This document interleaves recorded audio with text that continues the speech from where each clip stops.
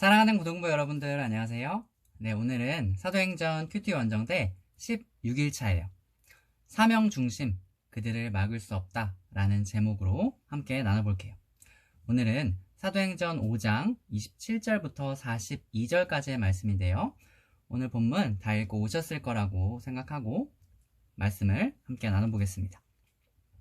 지난 시간에는 하나님께서 천사를 통해 감옥에 갇혀있던 사도들을 구해주시면서 그들에게 이 생명의 말씀을 백성에게 전하라고 말씀하셨어요. 그러자 사도들은 하나님의 명령에 즉각 순종하여서 복음을 전했어요. 우리는 그 모습을 지난 시간에 보았어요. 오늘 본문에서는 사도들이 다시 끌려와서 신문받는 모습과 가말리엘의 중재를 통해 그들이 다시 풀려나게 된 이야기를 나누어 볼 거예요. 대제사장과 사두개인들은 공회를 비롯해서 이스라엘 장로들을 한 자리에 모이게 했어요. 왜요? 아니, 예수를 전하지 말라고 했는데 자꾸 부활이 있다고 하면서 예수를 전하고 복음을 전하니까 그들이 화가 났던 거예요. 그런데 지난 시간에 잡아 가둔 사도들을 하나님이 풀어주셔서 사도들이 감옥에서 나와서 성전에서 복음을 전했다고 이야기했어요. 그래서 부랴부랴 사도들을 다시 잡아와서 사도들을 신문했어요.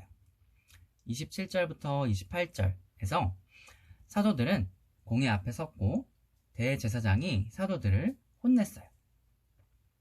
물론 사도들이 감옥에서 탈출해서 자신들을 당황하게 했던 것, 그리고 경비병에게 어떤 책임을 물을 것인가, 이런 것에 대해서는 전혀 언급하지 않아요.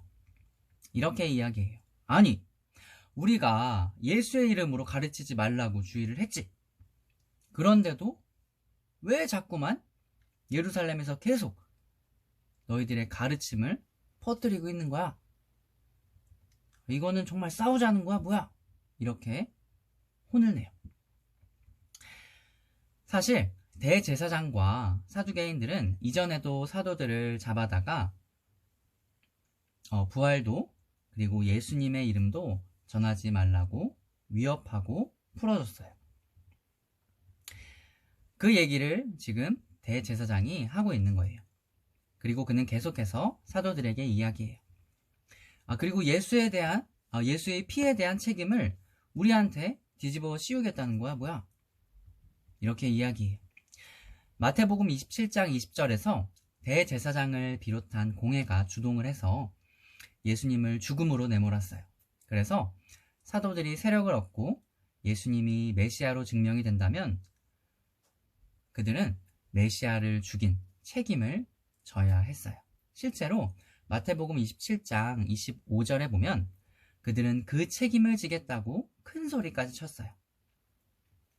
그래서 그들은 그것 때문에 걱정을 했을 거예요. 사도들은 굴하지 않고 대답해요. 우리가 사람이 아니라 하나님께 순종하는 것은 당연합니다. 그리고 30절부터 32절 본문에서는 사도들이 계속해서 종교 지도자들이 했던 죄악에 대해서 이야기를 하는데요. 신명기 21장 23절에 나무에 달린 자는 하나님께 저주를 받았다 라는 율법을 이용해서 종교 지도자들은 십자가 형벌을 통해 예수님과 그 영향력을 매장시키려 했어요. 저거 봐라. 예수 십자가에 달린 거. 십자가에 달린 사람은 저주받은 사람이야. 어떻게 저렇게 저주받은 사람이 메시아가 될 수 있겠어? 그들은 그렇게 이야기했어요. 사도들은 그런 그들의 악한 행동을 꼬집어서 이야기하고 있는 거예요. 오늘 본문 32절에서 사도들은 우리가 이 일의 증인이고 성령께서 역사하셔서 친히 증인이 되어주십니다. 성령이 함께 하시기 때문에 당신들의 겁박에도 두려워하지 않고 우리는 예수 그리스도의 복음을 담대히 전할 수 있습니다. 하고 이야기했어요. 그랬더니 거기에 모인 공회원들이 뚜껑이 열려서 사도들을 죽이려고 했어요. 그때 가말리엘이라고 하는 바리새파 중 한 사람이 자리에서 벌떡 일어나요. 그리고 종교 지도자들과 사도들 사이를 중재해요. 그러면서 두 가지 반역 사건을 이야기하는데요. 드다와 갈릴리의 유다 이야기예요. 한 번은 드다가 나타나서 사람들을 선동해서 400명가량이 모였는데 그가 죽임을 당하자 결국 그 사람들이 모두 흩어졌어요. 그리고 로마 정부에 의한 인구조사 시기에 갈릴리의 유다 또한 반란을 일으켰어요.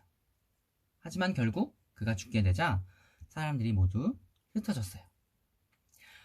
지금 가말리엘이 말하고자 하는 요점은 계획과 행동이 사람에게서 온 것이라면 결국 실패하겠지만 만약 하나님께로부터 온 것이라면 막을 수 없고 자칫 그것이 하나님을 대적하는 일이 될 수 있다라는 거예요.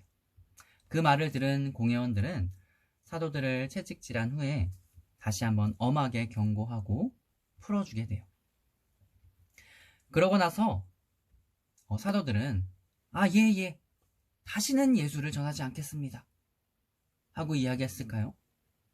사도들이 돌아가서 하나님 때문에 이렇게 매맞았다고, 하나님을 원망하면서 하나님 때문에 수모를 당했다고 이렇게 불평불만을 털어놓았을까요? 아니에요. 41절부터 42절에 보면 사도들은 예수님 때문에 모욕당한 것을 영광이라고 생각해서 오히려 이것을 기쁘게 생각했어요. 그리고 계속해서 복음을 전했어요.